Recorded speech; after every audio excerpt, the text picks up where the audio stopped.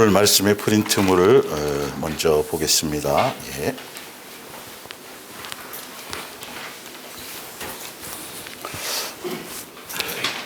예수님의 몸된 교회와 25년 우리 매일매일이겠습니다. 예, 마음에 새겨야 할 말씀, 내가 진실로 속히 오리라는 세 번째 시간이 되겠습니다. 예. 그래서 우리에 보면 우리가 말씀을 연구하는 사람도 많이 있고, 또 유튜브나 이런 데 보면 또 수많은 설교들이 우리가 쏟아져 나와서 많이 또 보게 되기도 하고, 또 종교서적, 신앙서적도 수없이 많이 쏟아져 나오고 있습니다.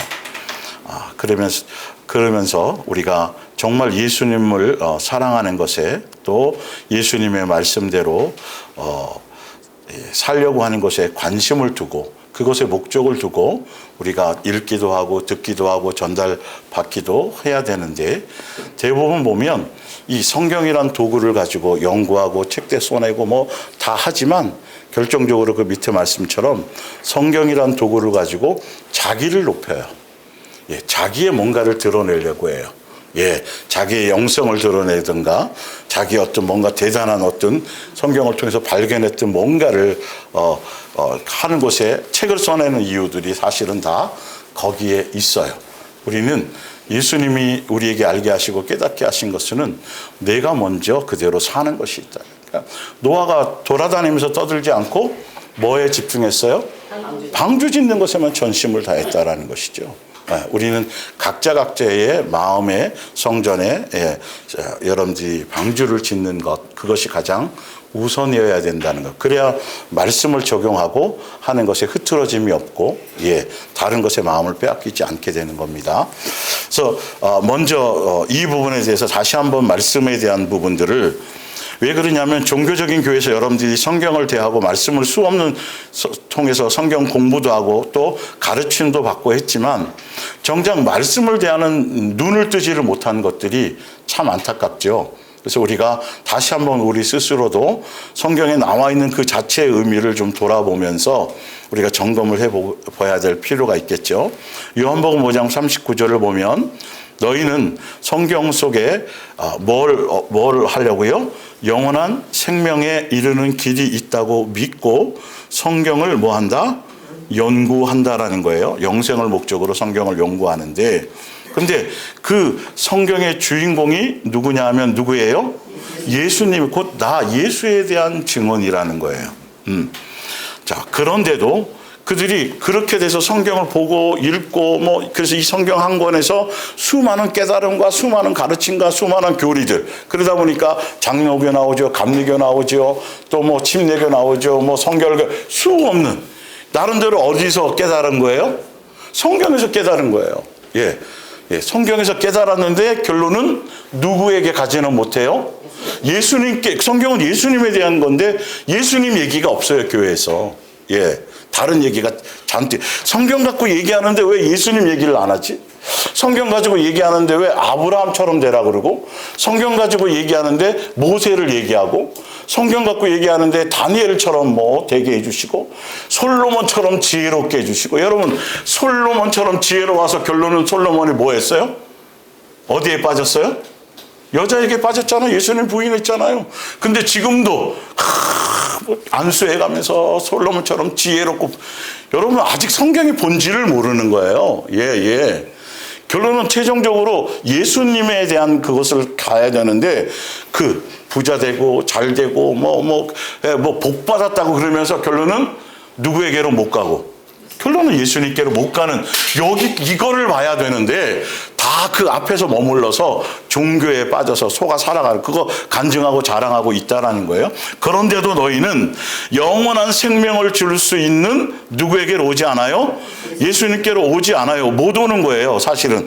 자기들이 성경을 통해서 자기의 정과 욕심으로 예수님의 관점에서 성경을 봐야 되는데, 자기의 관점에서 성경을 보니까 거기에서 자기가 믿고 싶은 거, 취하고 싶은 거, 그것만 그냥 그렇게 선택해서 가는 거예요. 정역은 잘못된 거란 말이죠. 그 41절을 얘기해요. 근데 예수님은 솔직하게 이렇게 얘기해요. 나는 너희가 예수님을 인정하든 예수님을 따라오든, 뭐 보세요. 여러분이 성경대로 말씀대로 열심히 잘 살고 순종해서 막 살면 예수님의 살림이 좀 나아져요? 예? 여러분들이 말씀대로 안 살고 세속적으로 마귀의 종로로 타면 막 세상에서 이게 욥기서에 나와요. 그렇게 막 개망나니로 살아가면 예수님한테 무슨 치명타가 있어요?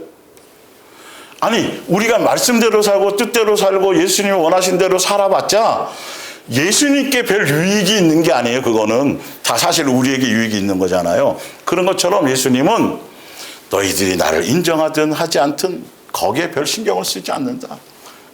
인정이나 인기나 뭐 그것을 원하지 않고 예수님이 원하는 것. 볼게요. 구애받지 않는데 뭐 하냐면 너희 속에 누구를? 예수님의 사랑이 뭐 하는 거? 없다는 거. 예수님을 사랑하려는 마음이 없다는 것을 내가 너무도 잘 알고 있기 때문에 너희들이 내게 오지 못하는 이유. 그리고 와도 안 와도 별 문제가 없어요. 와도 뭐가 없으면 소용이 없어요? 예수님을 사랑하는 목적이 없으면, 사랑하려는 마음의 중심이, 그래서 거기에 주파수를 맞춰야 성경의 말씀의 눈이, 이 마음이 뭔가, 예수님이 그 삼위일체이신 그 세 분 하나님의 존재성은 아가페 사랑의 본질과 본체와 본영이세요. 그냥 그분들 자체가 아가페 사랑이신 거예요. 그래서 사랑해야만 누구를 알 수 있다? 알 수 있다고 분명히 말씀하고 있기 때문에 거기에 성경의 관점에 거기에 주파수를 맞추지 못한다라고 한다면 눈이 어두워져서 성경을 쓰신 본질적인 것, 예수님을 향해 나오는 길을 찾지 못한다라는 것이죠.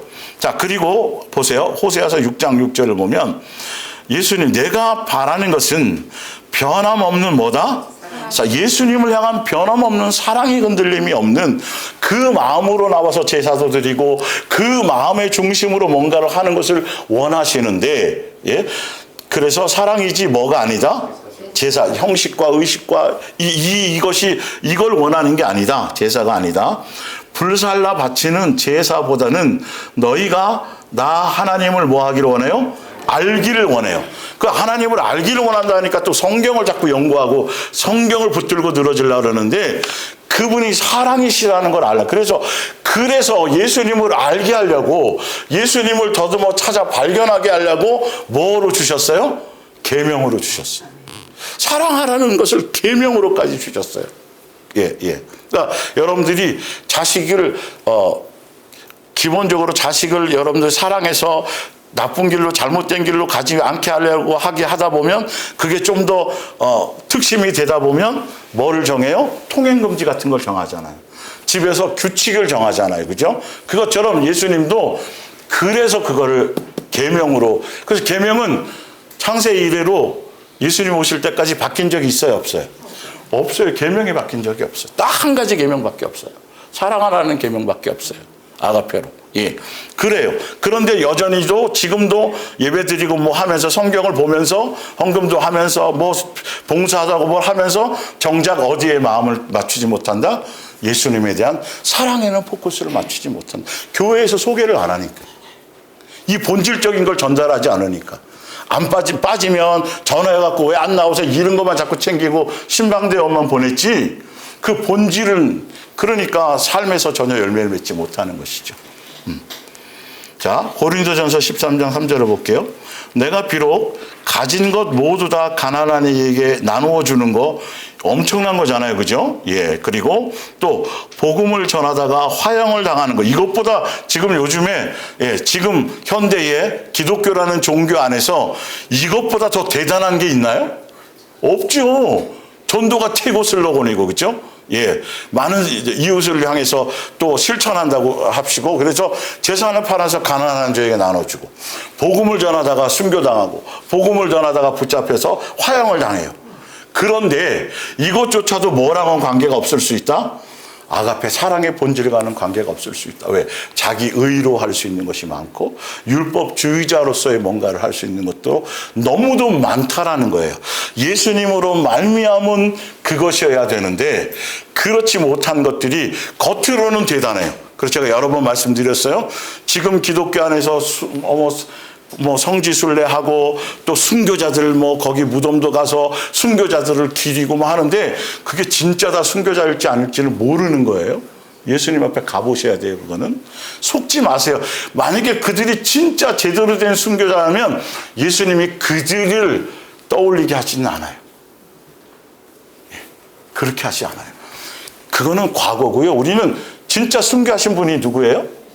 예수님이잖아요. 그 예수님 외에 다른 어떤 인간들은 거기에 주인공이 되어서는 안 되는 게 원칙이에요. 그래서 그들이 순교한 것처럼 해서 우리도 순교가 돼요? 따라갈 수 있어요? 아니죠. 누구를 따라가야 그 길을 가요. 그래서 너희는 누구를 부인하고 나 자신을 부인하고 누구의 십자가 지고 자기 십자가를 지고 누구를 따라요? 예수님은 따르라고 분명히 그래서 예수님이 세우신 예수님의 몸된 교회 성도들은 어떤 길을 가는 거죠? 자기를 부인하고 자기 십자가 예수님이 주신 그 사랑의 계명을 따라서 똑같이 그 열매를 맺기 위해서 그 길을 따라가는 정확한 명제가 교회가 왜 존재하는지 교회를 왜 다녀야 되는지 교회를 세우신 이유와 목적이 무엇인지가 성경은 절대 다르게 해석할 수 없도록 아주 정확하게 나와 있는데 그것을 전혀 다루지 않고 있는 것이 성경에는 얘기하고 있는데 그것이 심각한 문제일 수 있다라는 거예요. 이사야서 66장 2절을 또 볼게요. 이런 내용이 한두 구절이 아니에요. 이사야서 1장에도 있고 예수님이 계속 반복해서 말씀하고 계세요. 사실은. 그러면 좀 심각하게 들어야 돼요. 이렇게까지 말씀하시면 나는 어떠는 건가? 새벽기도 안 빠졌어요. 주일 한 번도 안 범했어요. 자꾸 이 자체에 뭔가를 의의를 두려고 하는 것이 아니라를 봐야 되겠죠. 이 하늘과 땅이 모두 내 손으로 만든 것이다. 이 세상에 있는 것들은 모두 나 여호와가 만든 것들이다. 나 여호와가 이르는 말이다. 그러나 내가 먼저 굽어 살피는 것은 무엇보다도 그 당시에 예수님 옛날 구약에는 무슨 중심의 생활이었어요? 성전 중심의 그 성전에만 예수님이 임해서 그 안에 임재하셔서 만나고 그것을 자유를 주고 죄 씻음을 줄 수 있는 것이었는데도 그런데도 성전이 중요치 않다고 말씀하실 정도예요. 자, 성전보다도 사람의 뭐이다?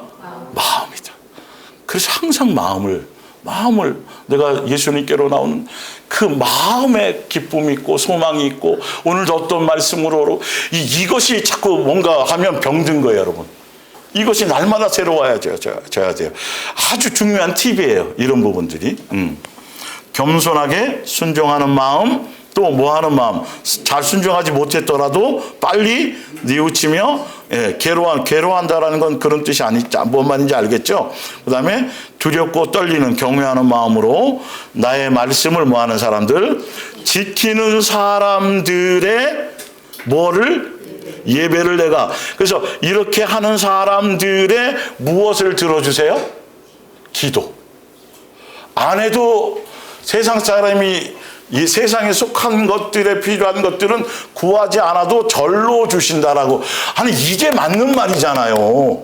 이게 맞는 말인데 다 세상에 속한 것들을 구하느라고 시간을 다 기도 많이 한다는 사람들. 그리고 예수님을 아버지라면서 아버지를 만나는데 적어도 최소한 한 3시간은 기도해야 뭔가 좀 여러분 아주 신령하고 그럴듯하잖아요. 그건 심각하게 문제가 있는 거예요, 여러분. 심각하게.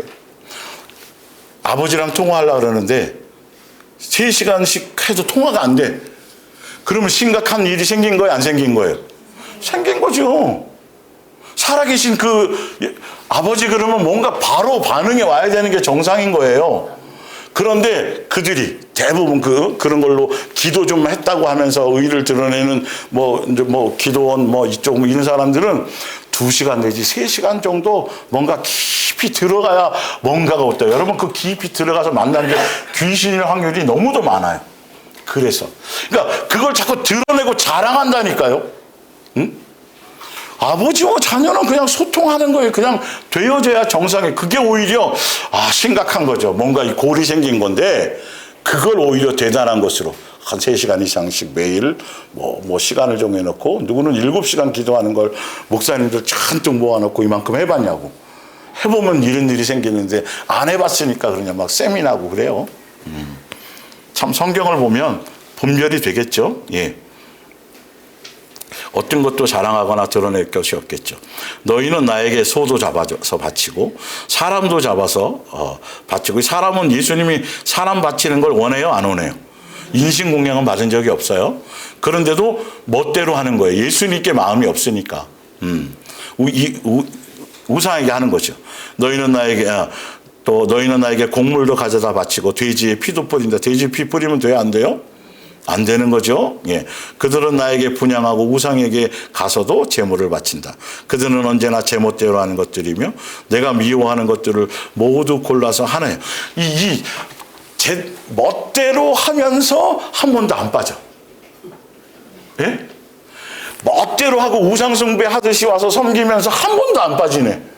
예수님이 좀 안 왔으면 좋겠는데. 그럴 때는 뭔 말인지 알겠어요? 그런 것을 말씀해 놓으신 거예요, 여러분. 그래서 밑에 봅니다. 우리가 말씀을 전달받을 예 순간 우리는 뭐 하는 거냐 하면 말씀을 들으면서 선택해야 돼요. 예, 말씀대로 뭐 할 것인가? 살 것인가? 아니면 여전히 내 뜻대로, 내 생각대로, 내 원함대로 살 것인가? 그래서 여러분들이 항상 말씀을 대할 때마다 그 중심이 있으셔야 날마다 새로워질 수 있어요. 내가 날마다 거듭나고 날마다 새로워져서 예수님이 인도하는 길로 이끌림 받을 수가 있는데, 그 마음에, 그러니까 매 통해서 이 말씀을 예수님께서 전달받게 될 때에 그 안에서 내가 살았던, 나로 말미암았던 세상적인 것들, 이 모든 것들을 복종시키고 누구의 말씀에 순종해야 돼요?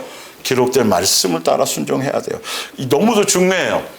자, 볼게요. 요한계시록 22장 7절. 성령과 신부가 말씀하시기를 오라 하시는도다. 듣는 자도 오라 할 것이요, 목마른 자도 올 것이요, 또 원하는 자는 값없이 생명수를 받으라 하시더라. 20절에 이것들을 증언하신 이가 이르시되 내가 진실로 어떻게 해요? 속히 오리라 하시거늘 아멘. 주 예수여 어떻게 어서 오시옵. 이전까지는, 이 말씀을 전달받기 전까지는 예수님의 오심에 대해서 큰 뭔가가 없었어요. 그런데 이 말씀을 전달받을 수 있는 기회가 딱 되는 순간에 이렇게 말씀하셨네?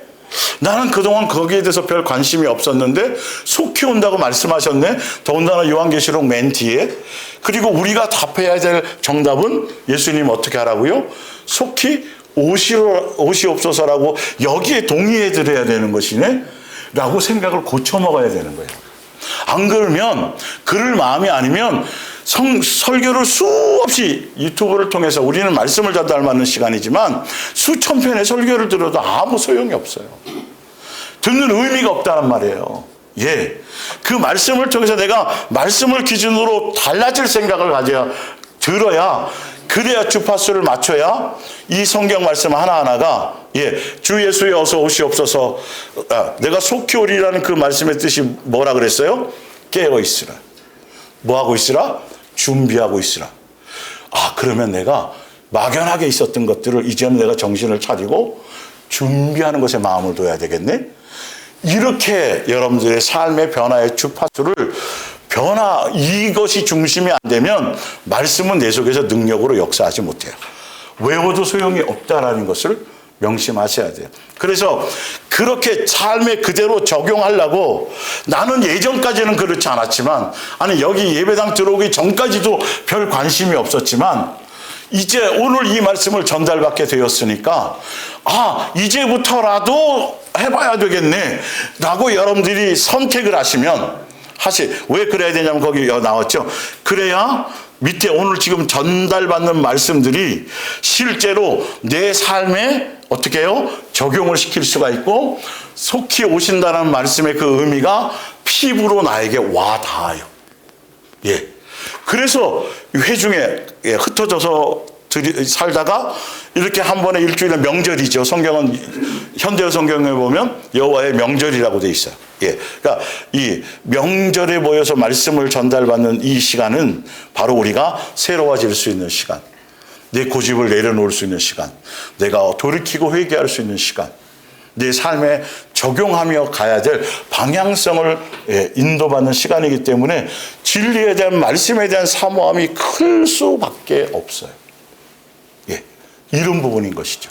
그러니까 우리 습관적이고 그런 생각에서 우리의 마음을 돌이켜야 돼요. 자, 보세요. 디모데후서 4장을 한번 볼게요.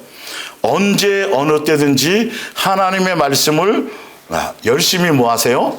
전파하십시오. 이건 목사인 디모데에게 한 얘기예요. 예. 여러분들도 이제 중매자가 되었을 때는 이것이 동일하게 가야 되는 게 맞고요. 기회를 어떤지 얻지 못하든지 또 그 시기가 좋든지 나쁘든지 열과 성을 다해 뭐 하십시오? 가르치십시오. 예. 근데 일반 종교적인 교회에서는 이 2절의 말씀을 가지고 때가 있든지 없든지 뭐 하세요? 전도하세요라고 바꿔놨어요. 근데 여러분 한번 보세요. 그 말씀이 지금 전도에 초점을 주어서 말씀하신 것인지 진리를 말씀이 주신 원 목적대로 그대로 바른 말씀을 전달하는 것이 초점이 있는지를 보시란 말이에요. 자, 볼게요. 신도들의 허물을 뭐하고? 바로잡고 말씀을 제대로 전달하면 바로 잡아주는 거예요. 이게요. 잡고 책망할 때는 책망을 하십시오. 여러분, 제가 진리를 선포하게 되면 여러분들은 뭐 받는 거예요? 예수님으로? 책망받는 거예요. 누구 꼬집어 가지고 막 이게 아니고 성경의 진리의 말씀을 제대로 전달하는 그 말씀을 통해서 예수님이 여러분들에게 뭔가를 하신다면 그런데 내가 안 그랬었구나. 막 떠올라. 옛날에 과거에 뭐 어떤 것들이 막 떠올라서 회개하게 하시고 맞죠? 예, 우리 권 집사님이 그런 경험이 있나 봐. 표정이 달라졌어요. 벌써. 예. 그런 거지. 그게 예수님이 하시는 거예요. 목사가 막 이르는 게 아니에요, 여러분. 제대로 말씀만 전달해도 그 말씀이 역사하셔서 열매를 맺게 하여 여러분의 옥토가 준비되어지면 자 볼게요. 열과 성을 다해 뭐하시 그리고 옳은 일을 행하도록 뭐하고 격려하고 꾸준히 하나님의 말씀으로 뭐하세요? 키우십시오. 자 3절이 왜 이것에 대한 나오는 말이 3절이 이유예요. 볼게요. 3절이 사람들이 진리를 들으려 하기보다는 오직 자신의 비위에 맞는 말을 하는 거짓 선생들, 거짓 교사들, 뭔 말인지 알겠죠? 그들을 찾아다니는 때가 뭐하다? 올 것이기 때문이에요. 진리에 별 관심이 없어. 위로해주고 어떤 부자 됩니다, 잘 복 받습니다, 이런 거. 또 세상적인 철학, 세상적인 어떤 교훈적인 거. 그러면 뭔가 지식은 뭔가 확 해서 시원한데 영에는 전혀 영향력을 주지 못하는 그런 것들. 그래서 목사가 강단에서 막 유식한 얘기, 어려운 얘기, 철학적인 얘기 막 그러면 엄청나게 고상스러운 줄 알아요. 여러분, 그게 잘못된 거예요. 사도 바울이 고린도전서 2장에 얘기했던 것처럼 그냥 단순무식하게 그냥 예수님에 대한 거 그대로만 전하면 되는 거예요. 거기에 다른 걸 첨가하면 안 되는데 대부분 다 말씀을 준비하는 자들이 그걸 다 첨가하지 못해서 안달해요. 그걸 배우러 다녀요. 왜? 사람을 인위적으로 감동시키려고 하니까. 그러니까 사람을 추종하는 거예요. 목사들을 추종하는 거예요. 아니, 성경의 주인공이 예수님이잖아요. 그래서 제대로 전달하면 누구를 전달하면 돼요? 예수님만 전달하면 이 사람들이 은혜 받으면 누구를 자꾸 추종하려고 그럴까요? 그렇죠. 예수님을 아니 그게 그 내용인데 왜 희한하게 그렇게 제대로 했으면 예수님은 빼먹고 왜 그 목사를 추종하려고 말도 잘 안 나오네. 그렇죠? 심각하게 우리는 점검해 봐야 돼. 그래서 예수님 안에서, 특히 기독교도 포함해서 그래요. 안에서 성자가 나온다든지, 대단한 뭔가가, 존경받을 무슨 인물, 무슨 뭐 훌륭한 목사 뭐 몇 주기 이딴 거는 여러분 벌써 큰일 나는 짓들이에요. 그 안에 예수님이 없다라는 소리예요. 지금도 어저께인가 그 기독교 신문에 보니까 뭐 웨슬러가 이렇게 뭐 교육자였고 뭐 목사였고 목회자였고 뭐였고 그 사람의 삶을 본받아서 이제 나가야 돼. 이딴 소리들 많이 해요. 장로교는 칼빈과 루터에 대한 얘기 다 그들이 살았던 그걸 보면서 그렇게 했던 걸 본받고 뭐 또 이제 이름만 되면 아는 유명한 뭐 제자 훈련은 뭐 그런 옛날 설이 뜨면서 이거 뜨면서 그분 그때가 좋았다고 뭐 그분의 영성을 도대체 예수님의 영성은 어디 가고 사도 바울을 본받아도 안 되는데 그렇잖아요. 베드로를 본받아도 안 되고 사도 요한을 본받아도 안 돼요. 누구 본받으라고 그랬어요? 예수는 그리스도의 장성한 분량에 이르는 게 목적인데 이 주파수들이 뭔지를 몰라. 성경을 보면서도 모르고 그걸 연구해요. 그래 바울 신학이 나오고 요한 신학이 나오고 도대체 누가 그걸 만들었냐고요. 응? 예수는 빼먹고. 우리는 거기에 많이 속았어요. 그래서 그걸 뭐 해가지고 주창하는 사람들 막 대단한 것처럼 막 세미나하고 막 책 써내고 그거 다 속는 거예요. 거짓 교사들의 그는 예수님을 따라가게 하는 게 아니라 예수님을 따를 때는 요거 한 권으로 좋게 다른 신앙서적이 필요 없어요. 그런데 이걸 놔두고 다른 참고서를 자꾸 인간이 쓴 참고서를 자꾸 하다 보니까 결론은 누구를 따라가요? 사람을 따라가게 되는 거예요. 그런데 이게 마지막 시대 말세의 세를 살아가는 이게 지금 전도하라는 소리에 예수 믿지 않은 사람들에게 시도 때도 없이 시간 되는 대로 말씀을 전해서 교회로 끌어들이라는 소리예요. 믿는 자들이 잘못된 길로 갈 거니까 미혹된 길로 갈 거니까 거짓 선자를 따라갈 거니까 바르게 가르치라는 소리예요. 근데 이걸 다 전도에 써먹는다니까요. 저 목요일날 해드렸잖아요. 새벽부터 우리 그게 거두리로다. 그게 그 뜻이 아니에요. 전도의 뜻이 전혀. 전도에 딱 들어가 있다니까요. 이렇게 잘못된 것이 우리가 진리인 것처럼 배웠던 것들을 우리가 매 시간 성경의 말씀을 전달받으면서 확인을 하셔서 주파수를 맞추고 오늘이 마지막 기회일 있을 수 있으니까 오늘 들었을 때 오늘 여러분 선택을 하시면 돼요. 그렇게 맞춰가면 달라지도록 예수님의 말씀이 그것을 이끌어 가실 거예요. 예. 자. 그들은 성경이 가르치는 것들을 들으려 하지 뭐하고? 않고 잘못된 길로 인도하는 사상의 꼬리를 참 신기하지 않아요? 예, 꼬리를 살랑살랑 흔들고 잘못된 교리를 전하는 그 목사를 추종하고 높이고 뭐 떠받들고 이게 비일비재해요. 예수님이 거기에는 명함도 못 내밀어. 예수님이 들어갈 틈이 없어. 예수님 생각보다는 그냥 다 교회 일에 잔뜩 들어있고 목사님 말에 순종해야 되고 뭐 막 이게 지극히 개인적인 거지만요.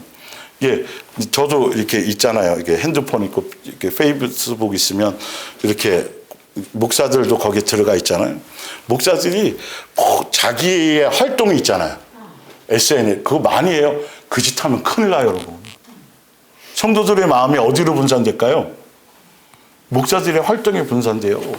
어디 가서 뭐 하고 뭐 해가지고 이게 잘못된 거예요, 여러분. 이거는 그렇게 사용하는 게 아니에요. 그렇게 하면 우리 목사님이 어디 가서 뭘 하고 또 뭘 인도를 하고 어디 가서 뭘 하고 이런 거 하면 어디 가서 사람들 만나서 맛있는 차 먹고 거기서 가서 사람들과 어울려서 뭐 했네. 누구에게 지금 마음을 빼주기도 바쁜데 예수님께로도. 이게 사소한 게 아니에요, 여러분. 그런 목사는 그런 활동하면 안 돼요. 해도 하게 돼도 그걸 올려갖고 성도들에게 뭔가를 주는 그런 역할을 해서는 안 되는 거예요. 예. 아주 조심해야 돼. 베드로서 3장 9절은 지난주에 했던 것이죠. 다시 볼게요. 주의 약속은 어떤 이들이 더디다고 생각하는 것처럼 일부러 더딘 것이 아니라 오직 예수님의 뜻이 있어요. 주께서는 너희를 대하여 오래 참으사 아무도 멸망하지 아니하고 다 회개하기에 이르기를 뭐하느니라 원하시. 그래도 끝까지 거부하면 기회가 없어요. 네. 그러나 10절에 그날이 그렇게 예수님이 오래 참고 기다리고 계시지만 예수님이 그러나 끝까지 거부하게 되면 갑자기 도둑처럼 오시기도 한다라는 거예요. 결론은 도둑같이 오시는 것에 초점을 두라는 거예요. 좀 더 시간 주시겠지 이러면 안 되는 거고 성경대로 그래서 밑에를 볼게요.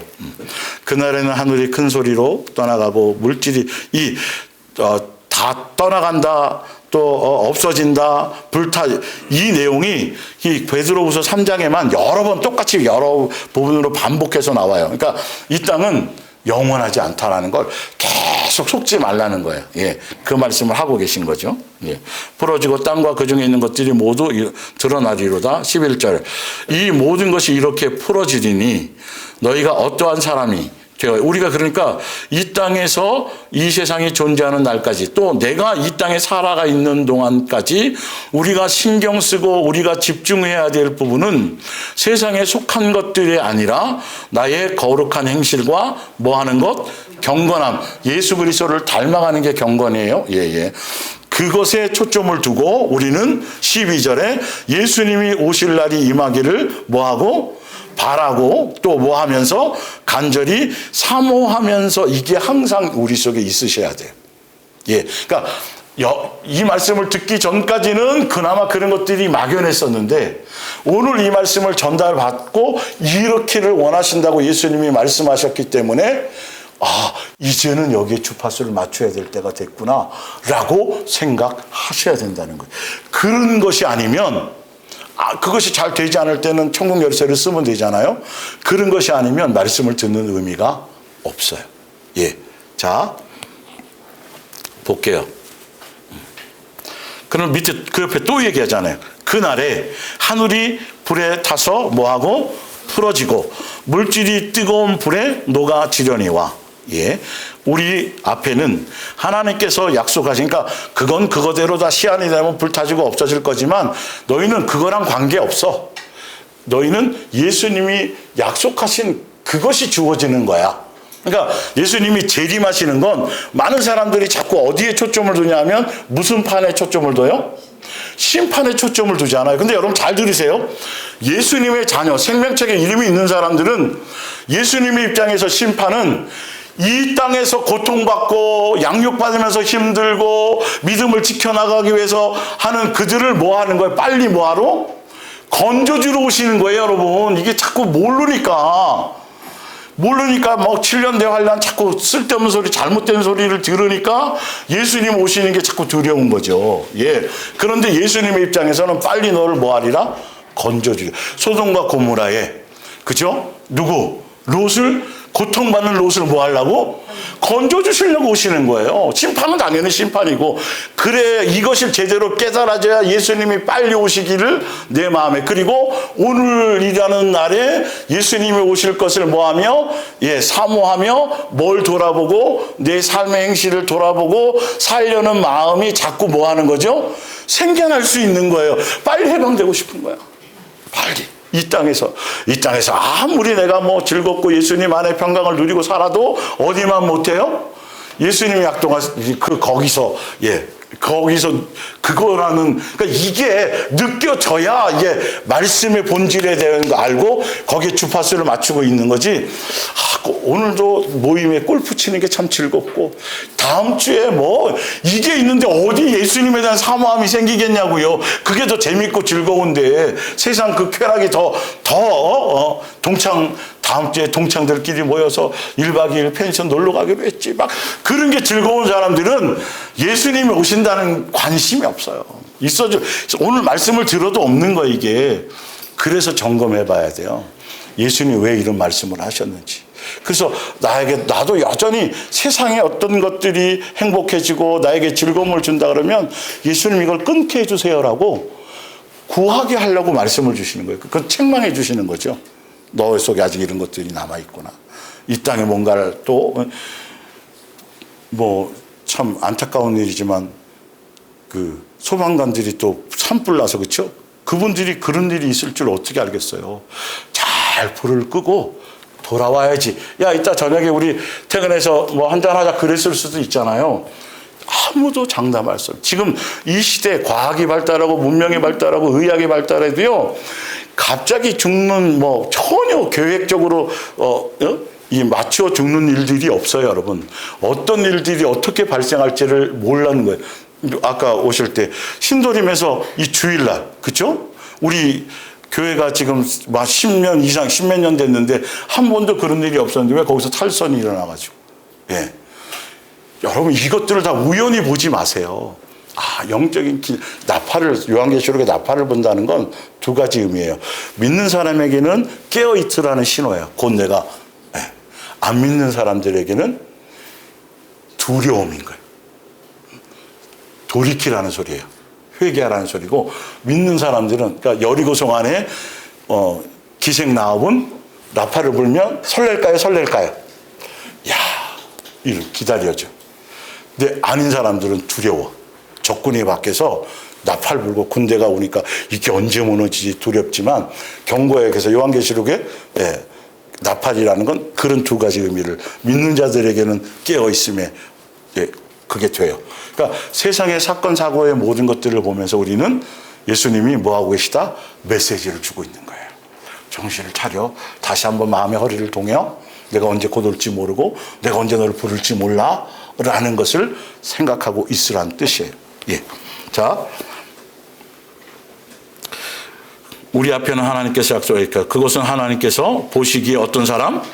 누가 보시기에? 예수님께서 보시기에 올바른 사람만이 들어가는 곳이에요.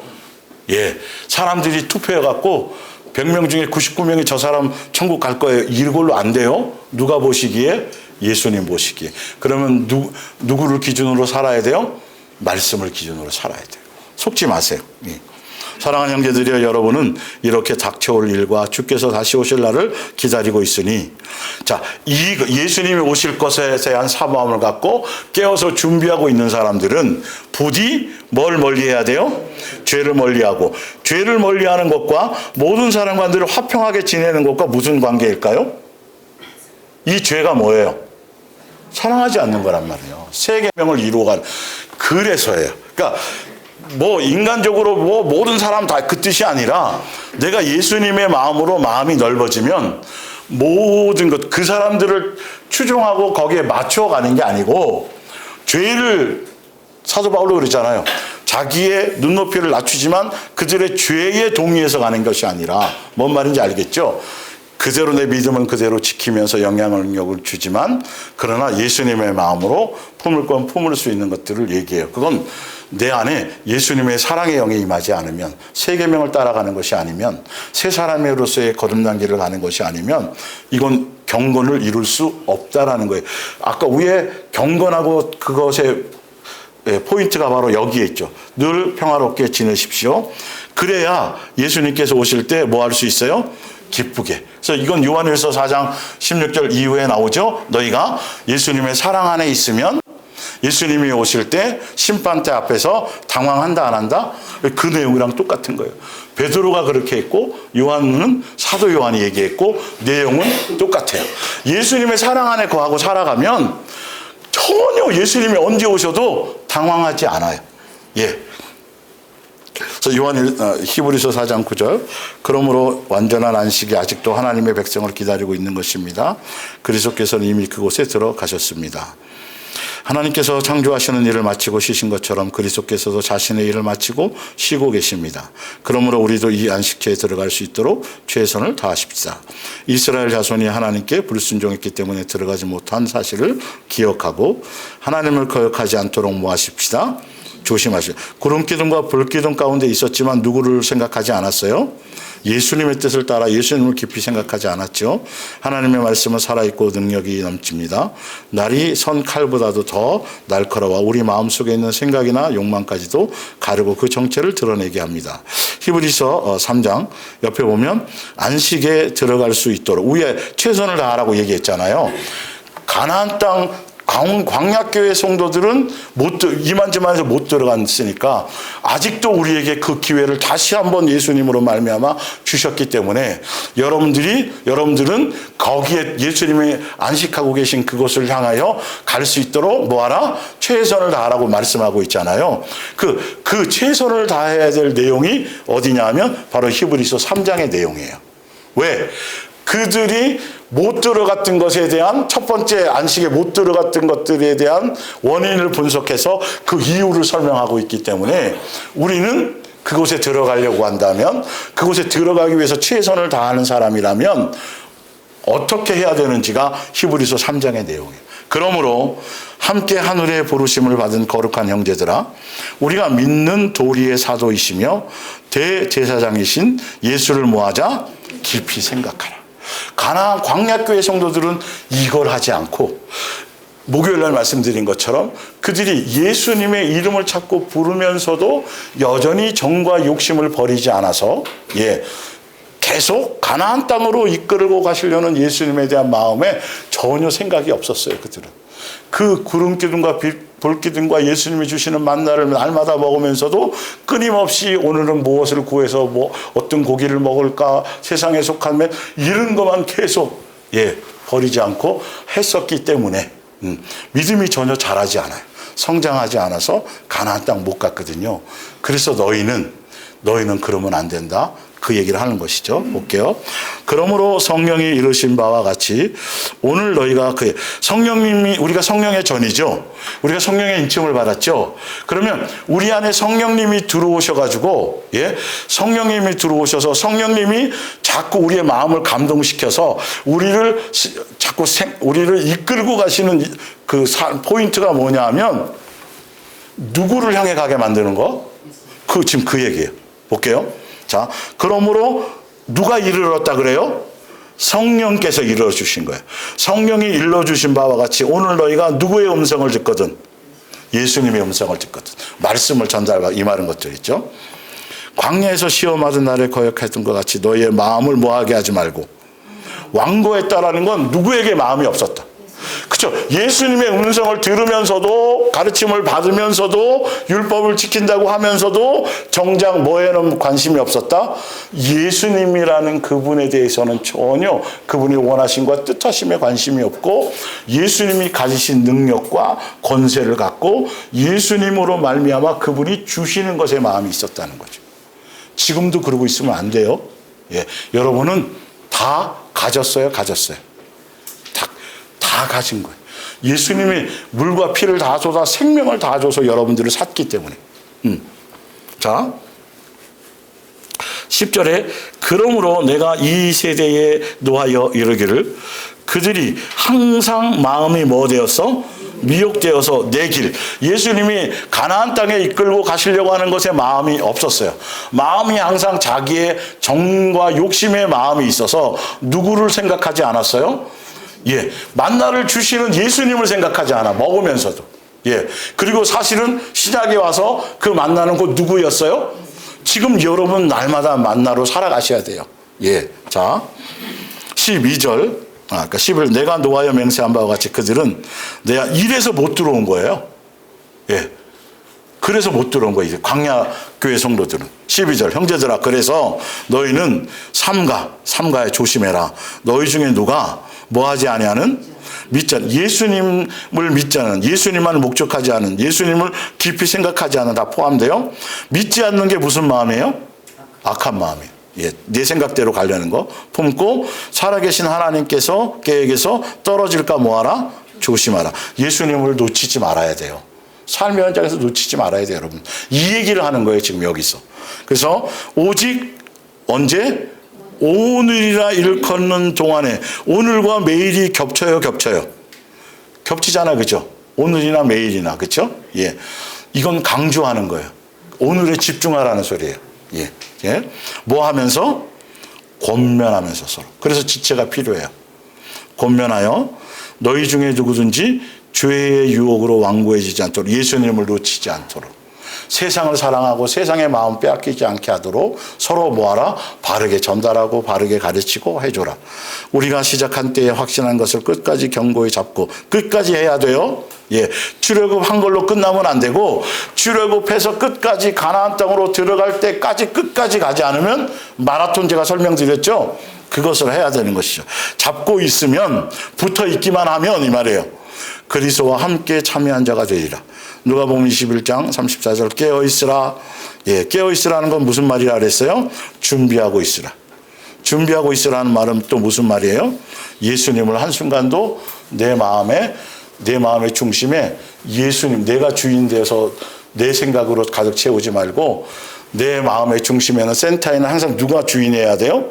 예수님의 자리인데 이 자리를 빼앗기지 말라는 거예요. 예. 그것에 빼앗길 수 있는 것 중에 가장 강력한 요소가 뭐냐 하면 생활에 대한 염려. 저 목요일날 설명드렸죠. 생활에 대한 염려가 가장 강력한. 왜 그래요? 왜 그래요? 뭘 사랑하니까? 돈을 사랑하니까. 예수님보다 돈을 더 사랑하니까.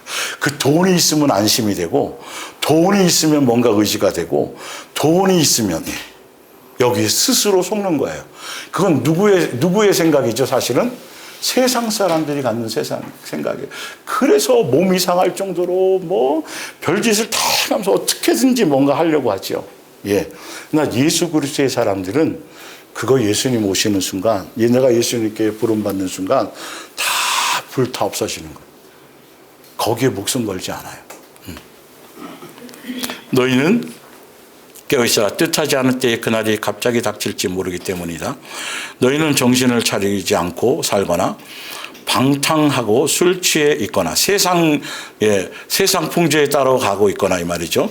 이 세상의 생활 문제에 온 마음을 다 빼앗기지 않도록 하라. 그날은 땅 위에 사는 모든 사람들에게 한꺼번에 닥칠 것이다. 그래서 한 번 더 강조하죠. 어떻게 깨어있으라? 깨어있으면 늘 깨어있어야 돼. 오늘만 깨어있고 내일 안 깨어있으면 안 돼요. 늘 매 순간 깨어있으라. 항상 내 삶의 행실을 점검해봐라. 내가 어떤 것 때에 빼앗기든가, 더 특히 많이 자식 때문에 빼앗긴 건지 물질 때문에 빼앗기는 건지 자꾸 체크를 하셔서 여러분들이 점검하셔서 그거를 이기셔야 돼요. 그리고 이런 끔찍한 일을 겪지 않고 내 앞에 설 수 있도록 기도하. 이런 끔찍한 일이 어떤 일이에요? 갑자기 오시게 되는 일이 없도록. 갑자기 맞으면 큰일 나는 거예요. 이런 일이 생기지 않도록 늘 깨어 있도록 깨어서 기도하라는 거예요. 요한일서 5장 21절 사랑하는 자들이여 그러니 여러분의 마음속에 깨어있다라는 말이 이 말이에요. 하나님의 자리를 차지한 우상이 있거든 곧 그것을 뭐 하세요? 없애버리세요. 매일매일 해서 매일매일. 고린도서 10장 1절 형제들아 나는 너희가 알지 못하기를 원하지 않으니 우리 조상들이 다 구름 아래에 있고 바다 가운데 광야교회 성도들이에요. 모세에게 속하여 다 구름과 바다에서 세례를 받고 침례를 받고 다 같은 신령한 음식도 먹었고 다 같은 신령한 음료도 마셨고 이는 그들을 따르는 신령한 반석으로부터 마셨음에 그 반석은 곧 그리스도시라. 부족한 게 하나도 없어요. 그러나 중요한 건 그렇게 다 해주셨다 할지라도 오래 참아주셨다 할지라도 그러나 그들의 다수를 하나님이 기뻐하지 않으셨으므로 그들이 광야에서 뭐했다? 멸망을 받았느니라. 그러면서 너희는 이러한 일을 뭐로 삼아서? 본보기로 삼아서 우리도 그러는지 안 그러는지를 뭐하라? 보라는 거죠. 우리로 하여금 그들이 악을 즐겨한 것 같이 즐겨하는 자가 되지 않게 하려 함이니. 11절 그들에게 일어났던 이런 일들은 모든 사람에게 경고의 본보기가 되었습니다. 그리고 이런 일이 기록됨으로써 이 마지막 때를 살아가는 우리에게 훌륭한 교훈이. 왜 성경을 이렇게 기록해 놓으셨느냐 하면 너희는 이렇게 되지 말게 하려고. 12절 그러므로 뭐 하세요? 조심하세요. 누가 언제 같은 죄. 그들이 광야교회 성도들이 범했던 그것을 지금 나도 우리도 뭐 할 수 있다? 범할 수 있다라는 걸 뭐 하나? 조심하라 그러면 조심해야 되는 거예요, 여러분. 자, 범할지는 아무도 모릅니다. 그래서 자신하면 안 돼요. 13절. 여러분에게, 그래서 뭘 조심해야 되냐면 여러분들에게 파고드는 어떤 것? 악한 욕망, 탐심. 자기가 이런 것들, 새로운 것도 별다른 것도 아니라는 점. 왜냐하면 창세 이래로 아담과 하와 그 이후 범죄 이후로 마지막 예수님이 오실 그때까지 이 정과 욕심과 탐심은 끊임없이 우리 속에서 틈을 타고 우리 속을 미혹하려고 작용하고 있다라는 걸 뭐하라? 알고 있으라. 방심하지 말라. 예. 그래서 많은 사람들도 여러분들보다 앞서 같은 문제에 부딪혀 싸워왔기 때문입니다. 도저히 대항할 수 없는 유혹이란 있다 없다? 없다. 근데 왜 그럴까요? 왜 우리가 대항하지 못할 것은 없을까요? 양육이기 때문에 그래요. 양육. 템프테이션이 아니에요. 예수님이 그 시험을 통해서 우리를 지옥으로 끌고 가려는 목적이 아니라 그걸 통해서 예수님이 쌓아오는 승리 안에 우리도 그것을 뭐 하는 거? 예, 경험해서 그것들을 여기서 예수님이 가신 그 길을 경험함으로 예수님의 사랑을 얼만큼 사랑하는 그 사랑을 경험하게 하려고 우리를 양육이 목적이에요. 예. 그런데 여전히 내 탐심을 끝까지 붙들고 있으면 어쩔 수 없이 미혹을 당하는 거예요. 뭔 말인지 알겠죠? 미혹하려고 하신 것이 아닌데. 그 의미를 좀 잘 아셔야 돼요. 예. 하나님께서는 여러분이 물리칠 수 없을 만큼 강한 유혹을 당하도록 내버려 둬요, 안 둬요? 안 둬요. 원래 그러려고 주신 게 아니에요. 예수님 붙들면 예수님으로 그걸 이기게 하는 과정을 갖게 하시는 거죠. 하나님께서는 이것을 약속해 주셨고 또 그분은 말씀하신 대로 실행하십니다. 유혹을 피할 수 있는 길을 보여주실 하나님을 뭐하고? 믿고 예수님을 믿고 예수님을 생각하고 예수님으로 말미암은 길을 가면 그건 이기게 돼 있어요. 여러분은 인내로서 그 유혹을 뭐 해야 됩니다? 극복은 내가 해야 되는 거예요. 예수님이 주신 것 가지고. 그러므로 극복하는 방법이 뭐냐 하면 그러므로 사랑하는 형제들이요. 또 뭐 하라 그래요? 조심하여. 뭘 피하라고? 우상숭배. 내 삶의 중심에 예수님을 모시고 예수님이 해야 되는데 또 세상에 속한 내 어떤 그럴싸한 것. 내가 해외에 가서 이런 훌륭한 선교 일 자체도 그건 우상이 될 수 있어요, 여러분. 그런 것들을 모르더라고요. 예? 주의 일을 전도를 많이 해야 되겠다. 전도에 대한 뭔가를 잔뜩 그것도 우상일 수 있다니까요, 여러분. 그런 걸 몰라요. 그건 내 일이에요. 알고 보면 내 의의를 드러내려고 하는 것. 그런 것까지도 있다라는 걸 민감하게 여러분 스스로 포장하고 속이지만 아니에요. 예수님이 내 안에 있으면 돼요. 그래야 예수님의 인격과 예수님의 성품 그것을 양육하기 위해서 우리 속에 있는 거지 우리 데려다가 일시키려고 그러는 게 아니에요. 제가 지금 목회라는 이 소위 말하면 종교적인 것으로 보자면 사역을 하고 있는 거잖아요. 하고 있는데 나는 여러분들 이 숫자를 늘리게 하거나 여러분들을 임의로 변화시켜서 일꾼 만들 이런 쪽에 마음이 없어요. 제가 이걸 하고 있지만 내가 뭐 하는 것에 초점이 있어요? 양육받는 것에 초점이 있다니까 여러분. 그 양육 안에서 이게 그냥 이걸 통해서 내가 양육받는 것이지 이거 목회를 한다 해서 목회가 목적이 아니란 말이에요. 이거는 이걸 제대로 분별하셔야 돼요.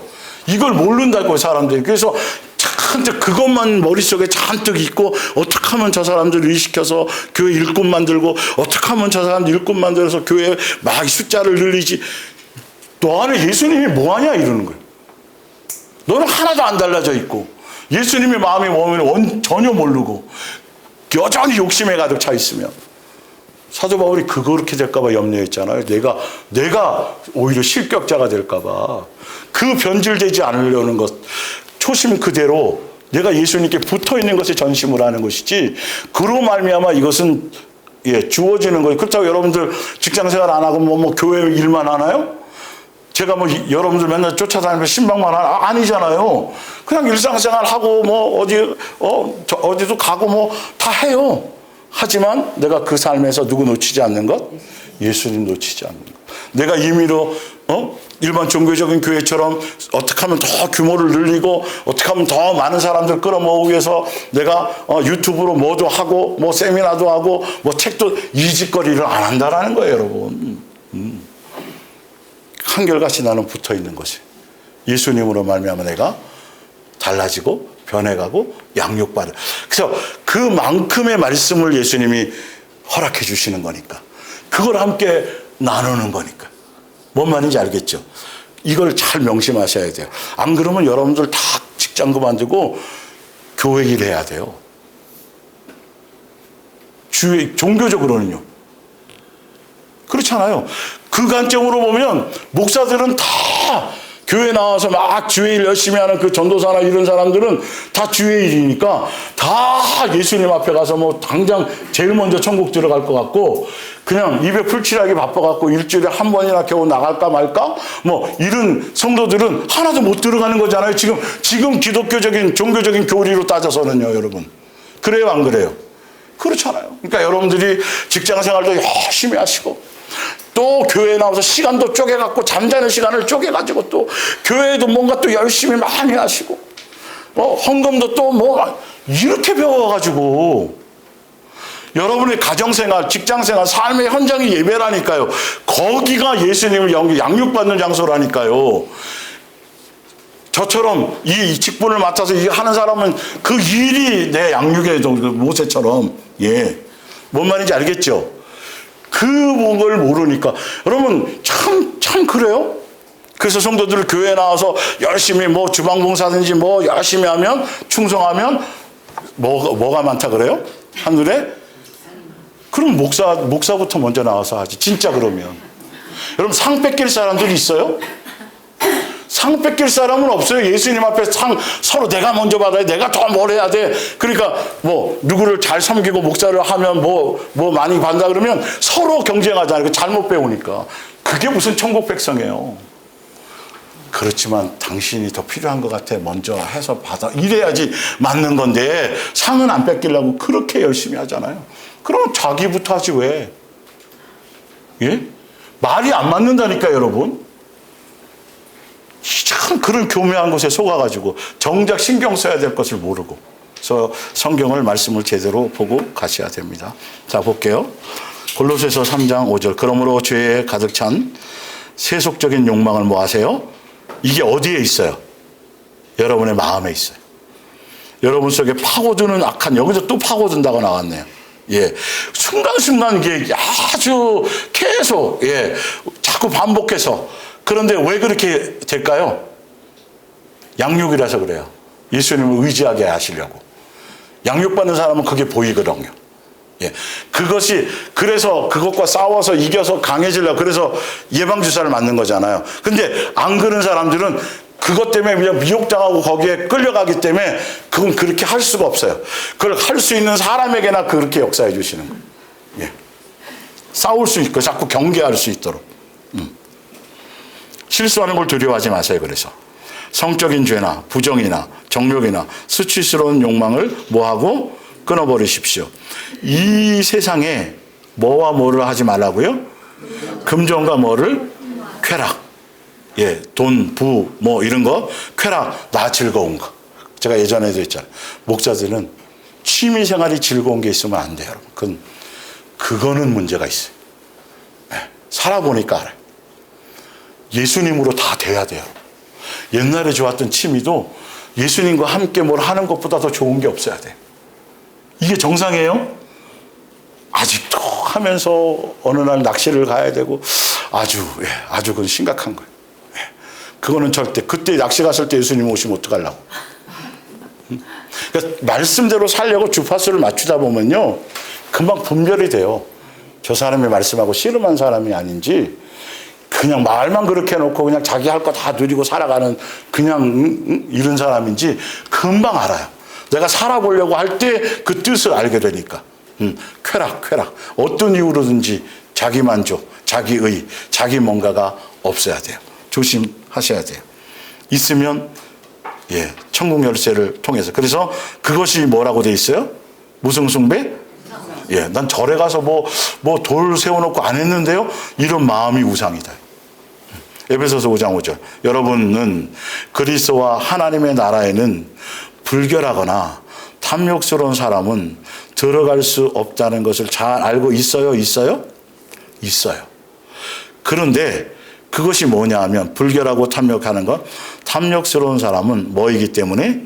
우상숭배자이므로 하나님보다 이 세상의 것을 더 사랑하고 뭐합니다? 나왔네. 우상숭배의 정확한 답이 예수님보다 더 사랑하는 모든 것들이 우상숭배예요. 무슨 말인지 알겠어요? 나는 절에 안 갔어요. 전 어릴 적부터 교회 다녔고요. 한 번도 비나이들만이나 전보로 다녀 이런 거 안 했어요. 그 얘기가 아니에요. 그 얘기가 아니에요. 욕심과 탐심, 여전히 세상 좋아하고 내 마음에 예수님보다 그거 생각하면 괜히 씩 웃어지고 마음이 좀 이거 예수님으로 그래야 되는데 예수님으로 그래야 되는데 그거 아닌 다른 걸로 뭔가가 막 이렇게 되어지면 그건 경계하셔야 될 일이에요. 로마서 12장 1절 사랑하는 형제들이여 여러분에게 부탁합니다. 여러분의 몸을 거룩하게 하여 하나님께서 받으실 산 제물로 삶을 얘기하는 거예요. 이것이 진정한 뭐다? 예배다. 예. 하나님께서 여러분에게 베풀어 주실 일을 생각할 때 이것이 무리한 요구이겠습니까? 아닙니다예요. 2절. 그러므로 이 진정한 예배가 뭐냐 하면 2절을 얘기하는 거예요. 여러분은 이 세상 사람들의 행동이나 관습을 뭐하지 않고 세상 풍조를 따르지 않고 그보다는 생각이나 행동으로 새로워져서 딴 사람, 누구를 닮은 사람 이게 삶에서 이것을 이루어 가고 이것을 행해 가고 이렇게 양육되어져 가는 삶 자체가 뭐다? 이게 예배다. 이게 어디서 되어지냐면 예배당 안에서 되는 게 아니라 삶의 현장에서 되는 거예요. 사람과의 관계에서 되는 거예요. 뭔 말인지 알겠죠? 그걸 원하시는 거죠. 그렇게 되면 하나님이 방법이 실제로 얼마나 행복을 가져다 주시는 것인가를 여러분의 경험을 통해서 이대로 하고 이 말씀의 주파수를 맞춰가다 보면 말씀이 그대로 삶에 이루어지는 것을 뭐하게 된다? 경험하게 된다. 말씀이 나의 체질화가 되어지게 된다. 그 뜻이에요, 이게. 이론으로만 남는 것이 아니라. 자, 그래서 출애굽기 13장을 볼게요. 여기는 지난번에 한번 해드렸지만 우상이 뭐고 또 666의 의미를 볼게요. 12절 너는 태에서 처음 난 모든 것과 내게 있는 가축에 태에서 처음 난 것을 다 구별하여 여호와께 돌리라. 수컷은 여호와의 것이니라. 나귀의 첫 새끼는 다 어린 양으로 대속할 것이요 그렇지 하지 아니하면 그 목을 꺾을 것이며 내 아들 중 처음 난 모든 자는 뭐 할지니라? 대속할지니라. 14절 후일에 내 아들이 내게 묻기를 이것이 어찌 됨니까? 이게 무교절을 지키라고 얘기하는 거거든요. 사실은 6월절 그 다음부터 무교절인데 예수님이 출애굽시킬 때에 예수님이 맏아들로 이제 죽으심에 대한 그림자였잖아. 양의 첫 아들, 장자를 죽인 것. 그것에 대한 예수님이 너희의 죄를 위해서 뭐 할 거다? 대속제물이 되신 것에 대해서 너희는 잊지 말라. 그래서 이스라엘에게는 일주일 동안 무교병을 먹으면서 왜 무교병을 누룩 없는 빵이에요? 왜 그러냐면 누룩이 생겨서 부풀러지려면 시간이 걸려요? 걸리잖아요. 출애굽할 때 급박했단 말이에요. 그럴 시간이 없어. 부풀려서 맛있게 할 게 목숨 살기 바빴단 말이죠. 그래서 그때를 기억해서 누룩 없는 빵을 일주일 동안 먹으면서 그리고 이제 첫 새끼에 대한 것을 얘기하는 것이죠. 그때 바로가 완악하여 우리를 보내지 아니하며 여호와께서 애굽 나라 가운데 처음 난 모든 것을 사람의 장자로부터 가축에 처음 난 것까지 다 죽이셨으므로 태에서 처음 난 모든 수컷들은 내가 여호와께 제사를 드려서 내 아들 중에 모든 처음 난 자를 다 모하리라 대속하리니 이것이 뭐예요? 위에 대속의 사건. 이 대속이 내 손에 기호와 내 미간의 표가 뭐가 되리라. 예수님이 그러니까 이는 여호와께서 그 손의 권능으로 우리를 애굽에서 인도해 내셨음이라 할지니라. 현대어 성경으로는 이러한 이야기를 너희는 너희의 손에게 자손들에게 새긴 표나 미간에 붙이고 다니는 표지처럼 뭐선 안 된다? 잊어서는 안 된다. 예수님이 십자가에 죽어서 내가 죽을 그 자리에 내가 대신 죽어야 될 그것을 대속하셔서 나를 구원하셨다라는 예수님의 십자가의 그 사랑, 나를 대신해 죽으셨다는, 그래서 나를 건지셨다라는 그것에 대한 내 삶의 중심에 예수를 깊이 생각하라. 내 안에 예수님을 모시라는 뜻은 예수님이 나에게 행하신 그 사랑, 그 은혜, 큰 사랑, 그것이 내 속에서 항상 자리 잡고 있으라. 놓치지 않으라. 만약에 놓칠 것 같으면 여기저기 막 써놓고라도 하라는 뜻이 그거예요. 그래서 이마와 머리, 내 생각. 이게 생각을 뜻해요. 이거는 행동, 삶. 항상 너가 생각할 때. 그래서 요한계시록 14장에 보면 인침받은 자들의 이마에 하나님의 이름과 아들의 이름이 있다고 돼 있어요. 그게 진짜 이름이 써 있는 게 아니라 그분에 대한 생각으로 가득 채워져 있는 게 인침받은 거예요. 예, 성령님으로 확증을 해주신 것이. 그러니까 우리의 삶의 여정에, 내 삶의 중심에 예수님께서 나를 위해서 죽어서 내가 죽을 자리에 내가 죽어야 될 걸 예수님이 뭐 하셨다? 대신 죽으셨다. 계속 그것을 잊지 말라. 내 삶에 그 은혜와 그 큰 사랑이 내가 양육받아져 가고 죄를 이겨나가고 예수님을 닮아가는 삶의 원동력이 돼요, 여러분. 그게 없으면 율법주의자로 흘러가 버려요. 이게 너무도 중요한 거예요.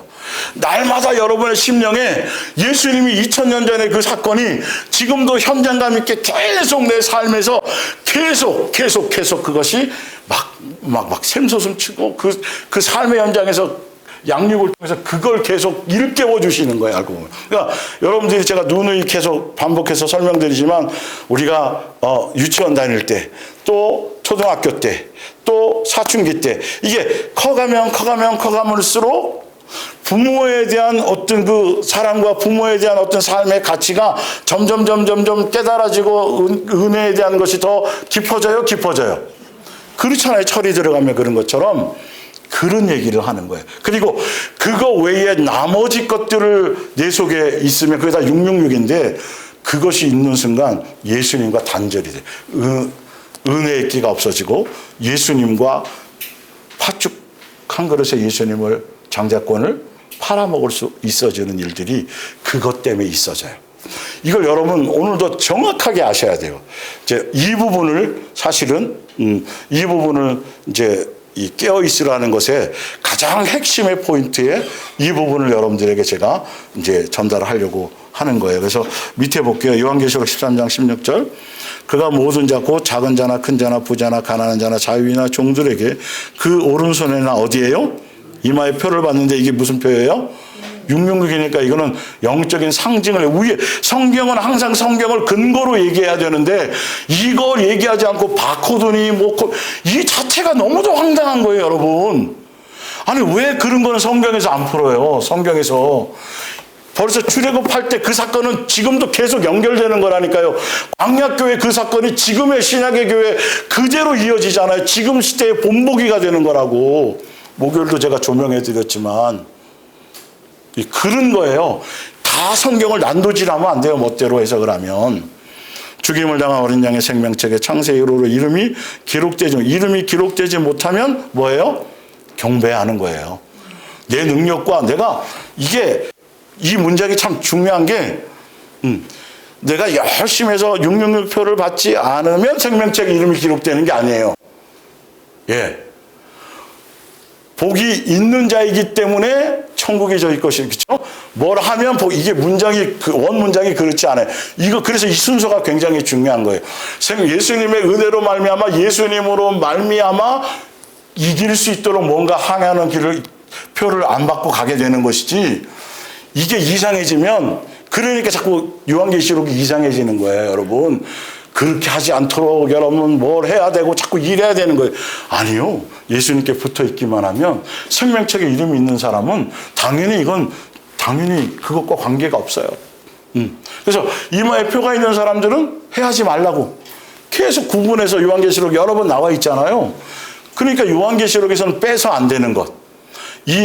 또 이거 외에 나머지 첨가하면 안 되는 게 뭐냐면 생명책에 이름이 있는 자들. 그 자들만 어디에 들어가요? 첫째 부활에 들어가고 그 자들만 뭘 받지 않아요? 심판을 받지 않아요. 그 자들만 새 예루살렘 성에 들어갈 수 있어요. 그 자들만 뭐 하지 않아요? 짐승의 표를 받지 않고 경배하지. 그게 가장 핵심이야. 내가 생명책에 이름이 있느냐 없느냐 하는 거지.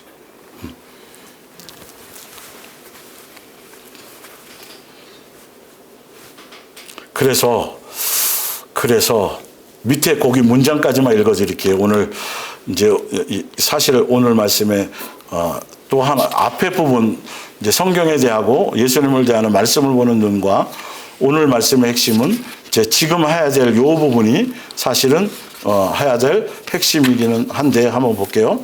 받은 은혜에 대한 감사와 그 가치에 대한 값어치는 내게 뭐예요? 얼마인가요? 여러분 이거 한번 잘 보세요. 한 줄로 예수님 나를 위해서 죽으셨어요. 예수님이 십자가에 죽어서 나를 죄 사하시고 내가 구원받았어요. 이게 한 줄인데 이거의 값어치가 나에게는 얼만큼 영향력이 있냐는 거죠. 이게 아주 심각한 거예요. 이게 내 자리에 깊숙한 곳에 대속의 은혜인데 그것이 얼마만큼 자리 잡고 있느냐에 따라서 파생되는 게 여러 가지로 나타나요. 그러니까 정말 내가 사업이 쫄땅망해가지고 어디 갈 데 없는 오도 갈 데 없는 그곳에 창고 하나 누가 불러다가 창고를 좀 개조해서 거기 좀 살게 해줬다 그러면 그분이 뭐라 할까요? 평생 잊지 않을게요. 자식에게도 야 예전에 이랬는데 그 집에 그렇게 해서 우리가 다시 또 일어날 수 있었어. 절대 잊지 마라. 평생 감사해야 될 거리예요. 예. 그래서 뭐 예전에 이렇게 그 허준 같은 데 보니까 허준이 치료해갖고 고쳐줬더니 평생 은혜 잊지 않겠습니다.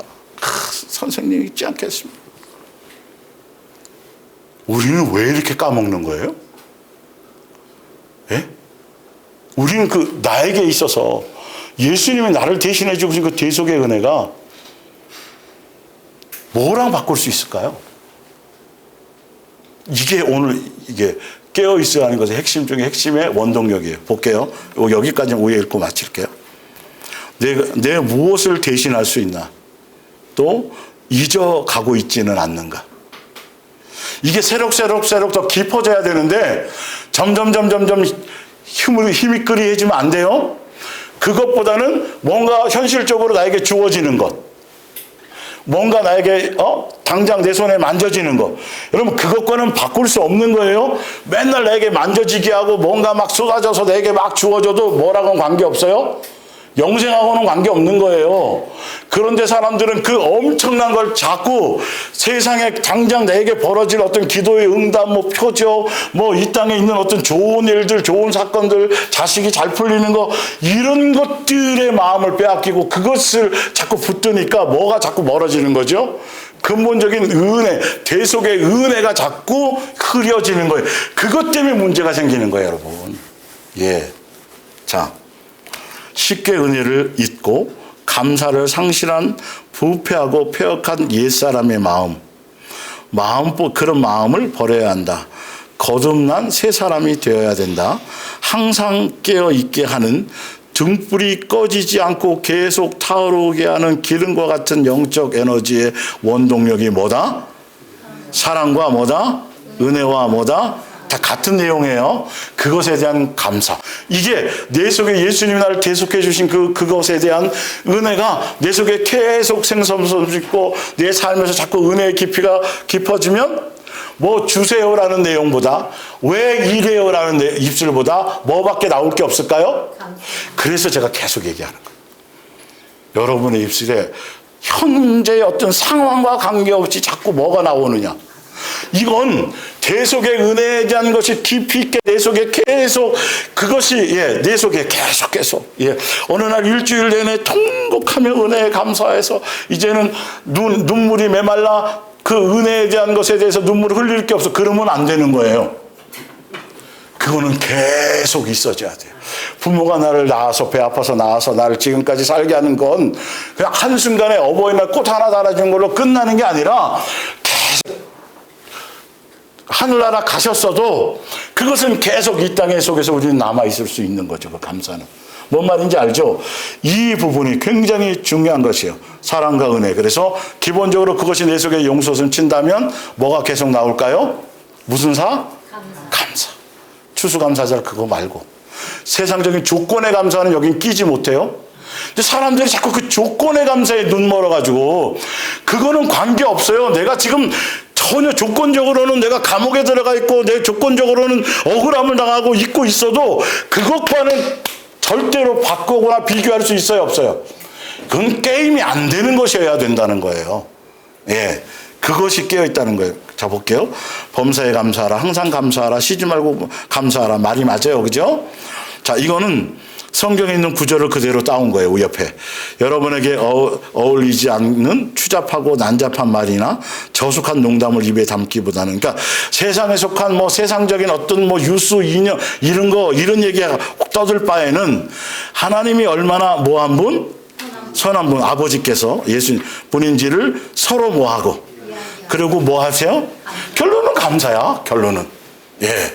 과거 내 인생에 정말 그때 눈물 없이 들을 수 없는 사연이 있는 아주 그런 인생이었는데, 나중에 예수님 만났더니 결국은 그게 뭐예요? 무슨 사? 이게 예수님 만난 사람이에요. 예. 과거는 과거대로 여전히 남아있어서 아직도 상처로 큰 거다 찡 하고 막, 이건 아직도 예수님 못 만난 사람이고, 어떤 거, 내 자식이 일찍 예수님이 데려가셨어. 예를 들어서 제 자식 아니고요. 예. 가셨어. 그게 남아있을 일이 없어요. 예수님을 만나면. 봤더니 그것도 또한 뭐더라? 예. 예수님 안에서 간 거라면. 믿음 안에서 간 거라. 뭔 말인지 알죠?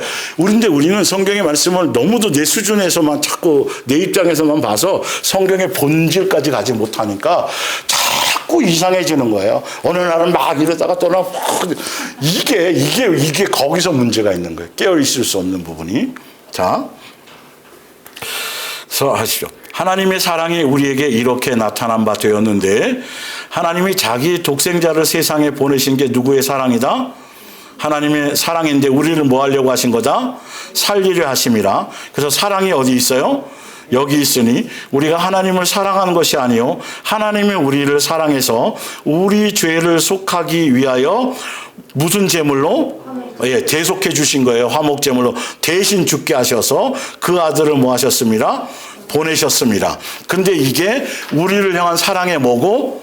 확증이고, 우리를 위해서 대신 아들을 보내서 뭐 하셨고? 대속하신 것이고, 이것이 우리가 뭐 받은 거예요? 죄 용서 받은 것이고, 이것이 뭐 한 것이다? 죄 씻음 받은 것인데, 그게 우리에게는 구원이고 영생이고 뭐다? 상속해 주심이다. 그래서 밑에 결론이에요. 대속이란 한 가지만으로도 이 사건 위에 성경 구절이 명확하게 나왔어요. 나왔잖아. 이래서 오라고.